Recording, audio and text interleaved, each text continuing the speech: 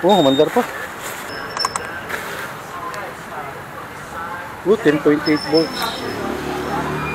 10.9 volts. 10.9 volts. Oh, yun o. May pula na. Lumabas na yung battery indicator. Battery low. 12.5 volts. So after 5 days, na walang takbo-takbo yung motor, 10.9 volts. Magkano baterya niyan, Ton? Ha? Nasa 1,000. Lakas ng batak eh, no? Wala, kailangan ko itong ano. Para malaman kung sira yung battery.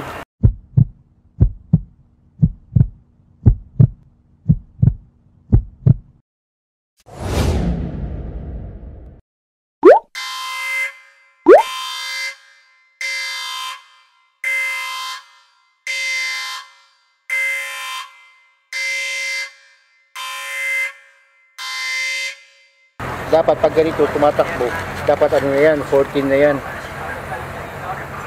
Yung 12, dapat yun yung normal na output ng battery pag hindi mo pinapaandar. Ito, pag lumabas to, ibig sabihin may difference yung battery. Ilang araw ka lang nawala. Wala, may GPS eh. Yan, walang bubong na parking. Kaya dito ako maasa. Pakontra sa pusa. Gusto ng mga pusa dito eh. Kaya nilalagyan ko ng ganito. Ito gusto pakita sa inyo ngayon. Ito yung ginagawa ko araw-araw. 11.9 pag on. Naging 12. Bali ganyan yung ginagawa ko araw-araw kung hindi ko ginagamit yung motor. Pupunta ko rito, siguro mga 10 minutes na pinapatakbo ko lang. Kaya ganun siya. Kinabukasan, pagbabalik, normally ganun yung voltahe niya, 11.9 or 12.0. Yan siya, 14.2. Standby na nga. Nakakapinakita yun kasi ngayon, punta ko ng airport kasi uwi ako ng Cebu. Hindi ko alam kung hanggang kailan ako doon. Kaya ilang araw kung hindi ma-on yung motor. Kaya in-expect ko na lang na madi-drain siya yung battery. Tignan natin kung paano i-recover. Kasi yung una, yung previous kong motor, yung Mio, ganyan din yung style eh. Ganyan din nangyari sa akin tuwing umuwi ako ng Cebu. 4 na araw, 1 linggo, 2 linggo. Pagbabalik ko rito, palagi ko nagkakaproblema sa battery niyan. Pero mas magandang Mio kasi may kickstart. Eh, itong game changer natin wala. Wow, yun ako. Mamaya dyan ako sasakay. So, gusto ko na rin i-take opportunity para magpasalamat doon sa mga 500 na nag-subscribe sa channel. So, hindi pa nagsasubscribe. Pag-subscribe na kayo.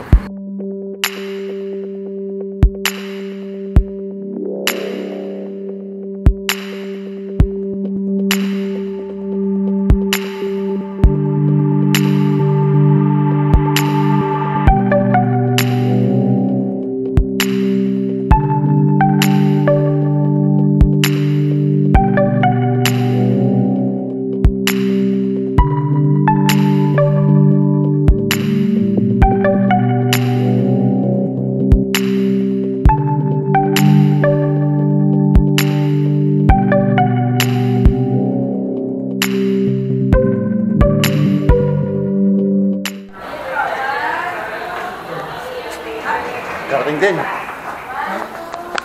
Welcome to your new home in Cebu. Typical mistake. Palitin ko bukuhan. Oh.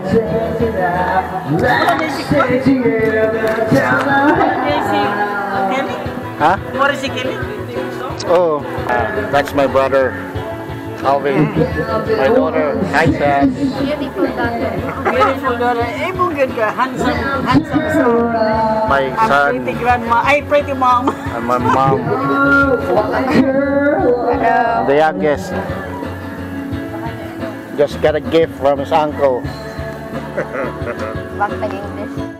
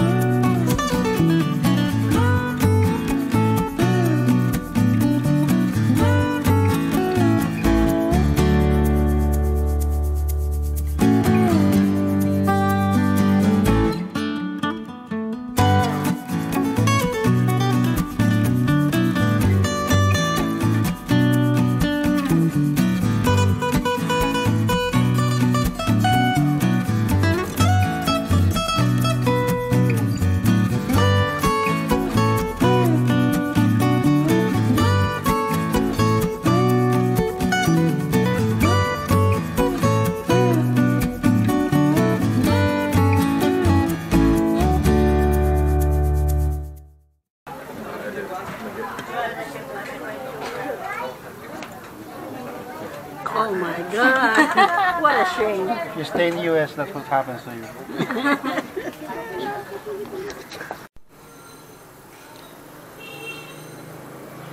Yan, yung kapatid ni Zo.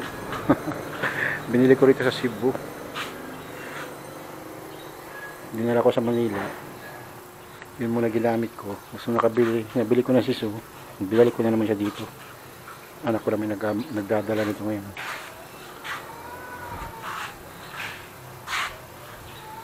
Ganyan din, black and white lang din.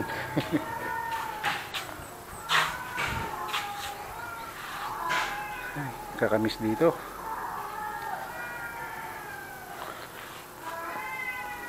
So, kakamiss.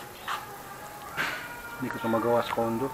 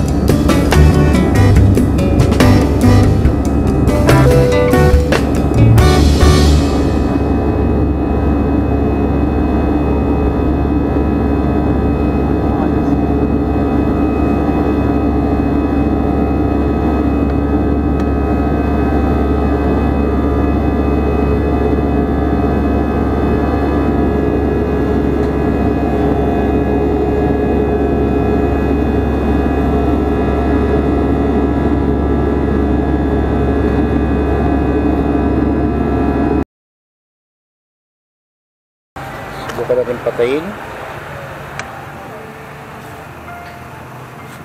Yun ulit.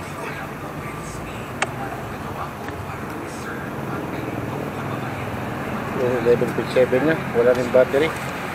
Yun ko, wala rin battery indicator. Ay, ganun lang pala siya. Sa una lang. Kaya lang di pa rin nag-14. Oo, pero at least ano na, alam na ng system na ano, kumakarga na siya. Subukan natin ulit.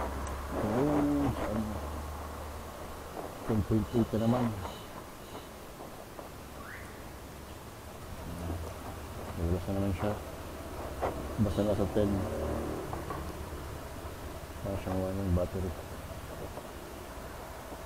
Hindi siya mawawala eh. Hanggat hindi pa nakakargaan yung battery bago mo yan.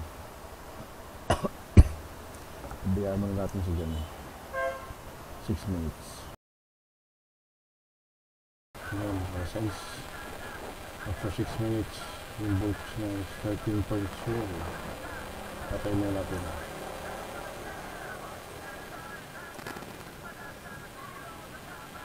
Eleven 11.4, 12 na. So, open ito. Wala nang battery indicator. Kaya ganun lang yun mga paps. Pag aalis kayo ng mga matagal-tagal at hindi nyo magagamit yung motor, the best way talaga is i-disconnect mo yung battery para hindi na di-drain. Sa akin naman kasi, sinadya ko kasi na hindi i-disconnect yung battery kasi gusto kong malaman kung ano mangyayari. Ganito rin kasi yung sa una kong motor sa Mio. Kaya nasabi ko before, every time ako pupunta ng umuwi ng Cebu, mga matagal-tagal yun. Pagbabalik ko, wala, problemado sa battery. Pero at least ngayon, nakita natin.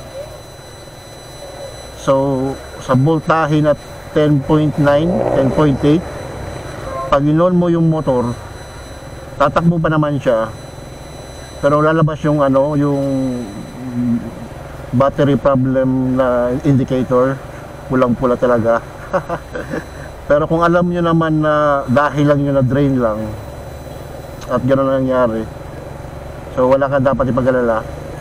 Kasi kailangan mo lang patakbuhin ulit yung motor para kumarga lang ulit yung battery. Pag medyo may karga na yung battery at patayin mo, pag on mo ulit, mawawala ng indicator. So okay na ulit yung battery. Ewan ko lang kung masusubukan ko ba talaga na yung pag hindi na ma-on kasi wala ng battery talaga, discharge. Ewan ko lang kung gusto ko sadyain na gano'n mangyari.